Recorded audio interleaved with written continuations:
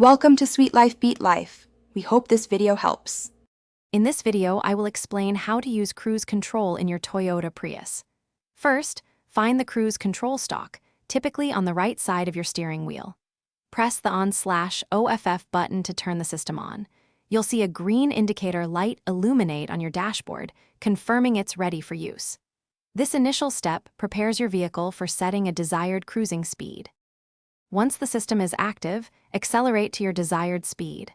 Then, push the stalk down to the SET position to engage cruise control. Your Prius will now maintain that speed. To increase your speed, push the stalk up towards RES and release. To decrease, push it down towards SET and release. Each tap adjusts your speed by 1 mile per hour. If you temporarily cancel cruise control, you can easily resume your last set speed by pulling the stalk towards you to the RES position. To cancel cruise control without turning it off, simply tap your brake pedal. This is useful for brief slowdowns.